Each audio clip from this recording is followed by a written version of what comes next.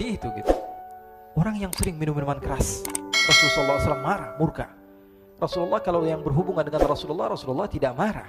Tapi kalau sudah berhubungan dengan agama, Rasulullah SAW adalah orang yang paling marah, orang yang paling istiqomah dalam kebenaran. Maka Rasulullah panggil Nuaiman, apa yang kau lakukan? Dia katakan, aku minum minuman keras ya Rasulullah. Rasulullah cambuk dia. Kemudian dia bertobat kepada Allah. Kemudian ketahuan lagi minum. Kemudian dicambuk lagi oleh Rasulullah SAW, sehingga sebagian sahabat memukul dia dengan pukulan yang banyak. Sehingga apa yang berlaku? Sebagian sahabat mengatakan, la'natullahi ala Nuaiman. Semoga Allah melaknat Nuaiman. Dia mempermainkan Rasulullah. Dia bilang sudah mau taubat tapi minum lagi. Dia bilang sudah mau taubat tapi minum lagi. Maka Rasulullah SAW mengatakan, la tal'anuh fa innahu yuhibbullah wa rasulah.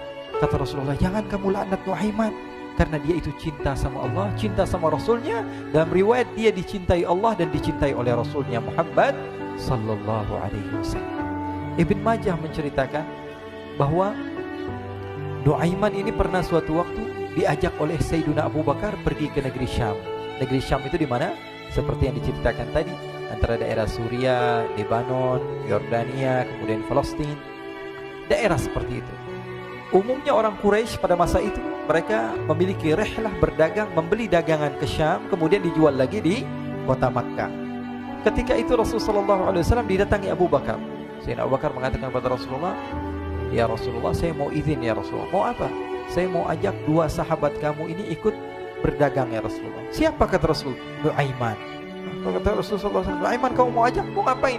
Biar seru-seruan aja ya Rasulullah. Kata Rasulullah, ya sudah, saya izinkan kamu bawa Nuaiman. Ketika itu Sayyidina Abu Bakar membawa Nuaiman sama satu sahabat namanya Suwaibid ibn Harmalah. Siapa namanya? Suwaibid ibn Harmalah. Ini sahabat Rasulullah SAW yang memiliki sifat yang berbeda-beda. Kalau Nuaiman ini aneh. Pernah Rasulullah SAW dibawain makanan banyak, dikasih Rasulullah, dikasih sahabat semua. Semuanya sudah makan, tiba-tiba si Nuaiman ini, sahabat Nabi Nuaiman mengatakan kepada Rasulullah, ya Rasulullah, ini yang penjualnya, tolong kau yang bayar ya Rasulullah. Makanan udah habis.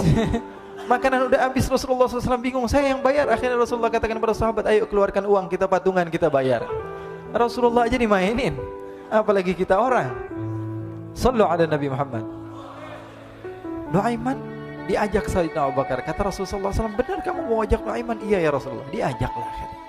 Diceritakan dalam riwayat Ibn Majah, diceritakan juga dalam Siyar A'lam An-Nubala, diceritakan juga dalam Musnadnya Imam Ahmad bin Hanbal, dalam riwayat Imam Ahmad bin Hanbal. Maka diceritakan Nuaiman diajak oleh Sayyidina Abu Bakar. Sesampainya di negeri Syam, semua dibagi tugas. Fulan bin Fulan kerjaannya ini, Fulan bin Fulan kerjaannya ini, semua memiliki kerjaan. Nuaiman tanya, wahai Abu Bakar, kerjaannya saya apa wahai Abu Bakar? Kata Sayyidina Abu Bakar, kamu mau ngapain terserah kamu wahai Nuaiman. Yang penting kamu ikut saya kan. Kemudian satu di antara mereka namanya Suwaibid ibn Harmalah. Ditanya oleh Sayyidina Abu Bakar, wahai Suwaibid, kamu mau kerjaan apa? Kata Suwaibid, terserah kamu wahai Abu Bakar. Kata Sayyidina Abu Bakar, kamu menjaga makanan, karena saya tahu kamu ini adalah orang yang senantiasa menjaga amanah. Suwaibid ini kalau disuruh maju dia maju, disuruh mundur dia mundur, disuruh ke kanan dia ke kanan, disuruh ke kiri dia ke kiri. Orang yang ikut aja. Kalau Nuaiman beda, disuruh maju dia ke belakang, kasih sen kanan ke kiri belok. Nuaiman itu orang yang berbeda. Maka Suwaibid mendapatkan tugas, semua mendapatkan tugas kecuali Nuaiman. Sehingga ikhwani, apa yang berlaku, apa yang terjadi? Sayyidina Abu Bakar pergi sibuk dengan kesibukannya, sehingga datanglah waktu siang. Nuaiman sudah lapar. Nuaiman cari makanan. Dia nggak punya uang, diajak Sayyidina Abu Bakar tapi tidak diberikan uang. Sehingga dia cari-cari makanan. Dia tahu Suwaibid yang jaga makanan, dikatakan, wahai Suwaibid, saya mau makan, berikan kepada saya satu roti saja. Yang terpenting apa? Saya makan sekarang, saya sudah lapar. Kata Suwaibid, ya Allah Nuaiman, kita tunggu Abu Bakar saja sehingga dia datang, karena ini amanat. Amanat dari Abu Bakar, saya tidak boleh berikan kepada siapapun kecuali atas izin Abu Bakar. Kata Nuaiman, kasih saya makanan, kalau tidak saya bikin masalah sama kamu. Merah wajahnya Suwaibid, karena dia tahu, jangankan saya, Rasulullah aja dimainin. Bingung, apa yang harus saya lakukan?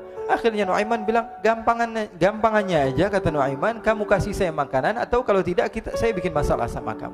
Bingung Suhaib pikir panjang. Setelah itu dia katakan, ya sudah Nuaiman, saya tetap mau jaga amanah Abu Bakar, karena saya takut ini adalah perintahnya Allah, perintahnya Rasulullah Sallallahu Alaihi Wasallam, dan perintah daripada Abu Bakar sahabatnya Nabi. Kata Nuaiman, kalau memang begitu kamu maunya, ya sudah, berarti kamu ngajakin berantem sama saya. Nuaiman pergi ke pasar. Dia cari-cari tempat penjualan hamba sahaya. Dia lihat-lihat beberapa hamba sahaya. Ini berapa harganya? Ini katanya 10 qalanis. Ini berapa? Ini harganya hitungan orang zaman dahulu. Kita sih hitung seperti dirham, berapa ratus dirham gitu. 200 dirham. Yang ini berapa? 300 dirham. Yang ini berapa harga hamba sahaya? 300 dirham. Harganya antara 300, 200 sampai 100. Kemudian Nuaiman mengatakan kepada penjual hamba sahaya tersebut, saya punya juga hamba sahaya, tapi saya jual cuma 20 dirham saja, murah. Katanya, apa benar ada hamba saya harganya segitu? Iya, karena dia punya aib, ada kekurangan. Apa? Nanti kalau kalian tangkap, dia bakalan teriak, saya ini bukan hamba sahaya tapi orang merdeka. Akhirnya semua orang berkumpul mau beli. Ini Nuaiman sama Nuaiman diajak ke Suhaib bin Harmalah tadi. Kata Nuaiman, itu ada orang yang berdiri sedang menjaga makanan, itu hamba sahaya saya, tangkap saja. Oh baik.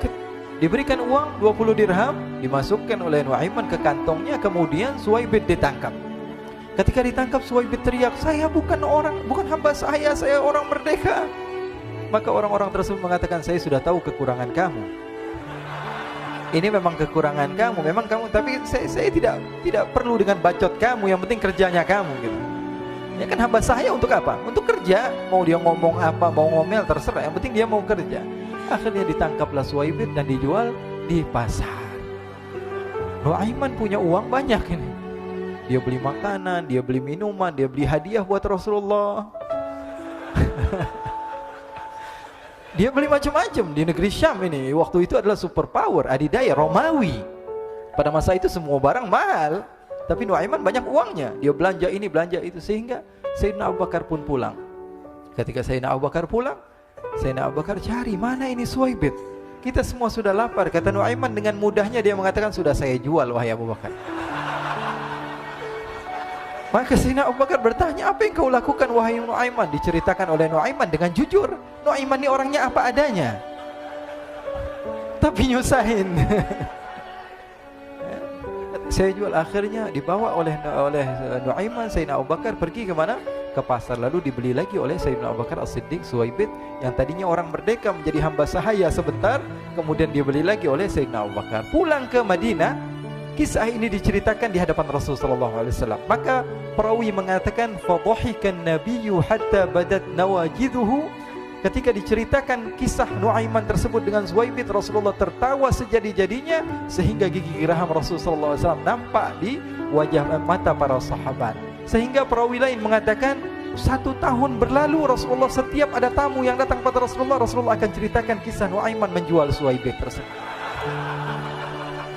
Jadi ada ikhwani, jangan kalian kira Rasulullah SAW itu hidup di satu masa sahabat-sahabatnya itu seperti ustadz-ustadz yang khusyuk, yang kayak Habib bin Anis ini banyak.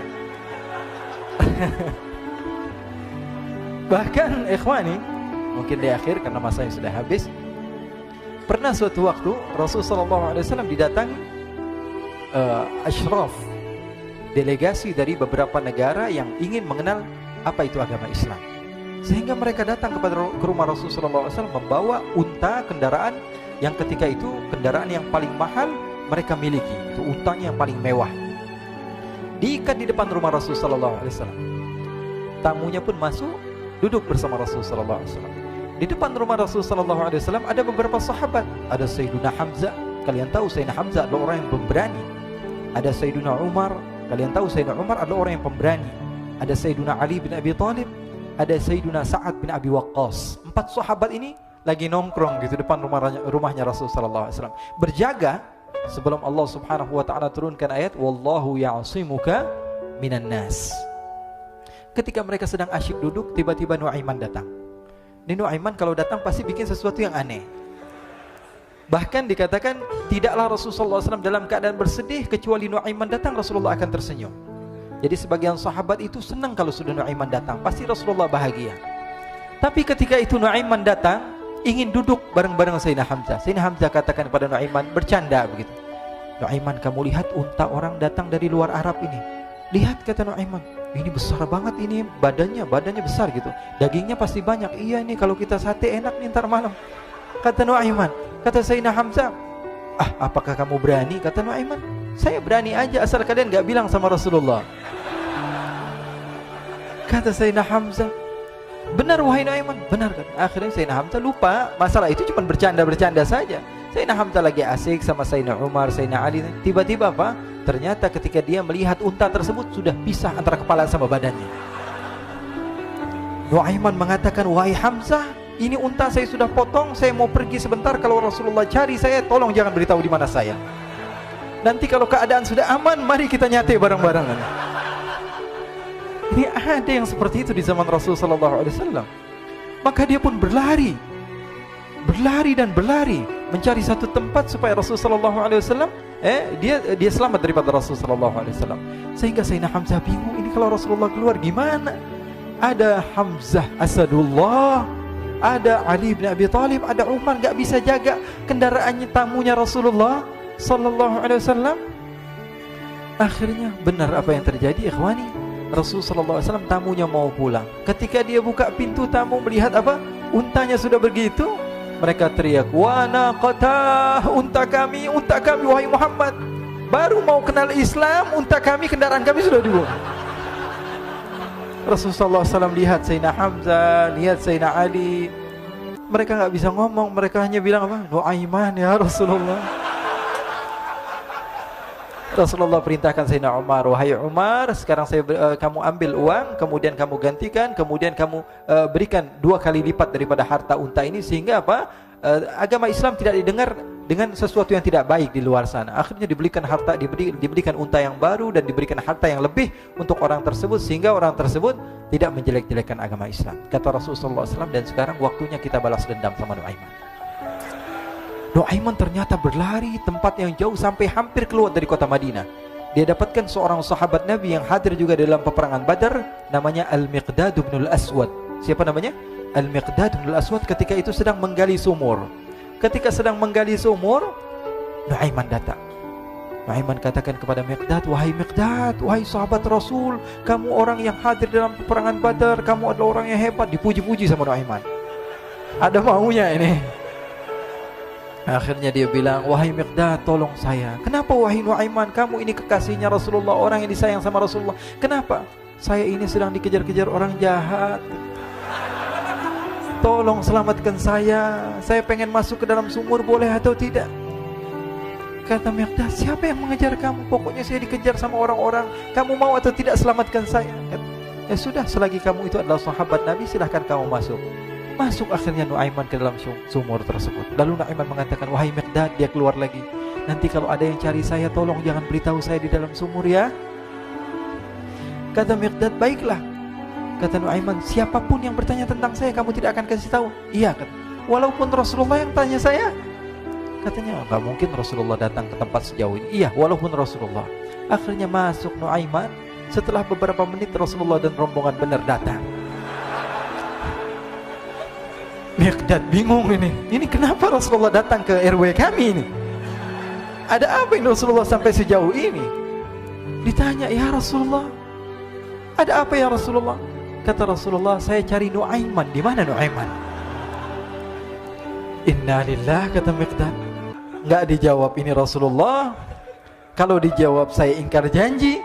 Akhirnya apa dia katakan? Wahai Rasulullah, mata saya tidak memandang kepada Nuaiman, tapi tangannya nunjuk ke dalam sumur. Sahabat.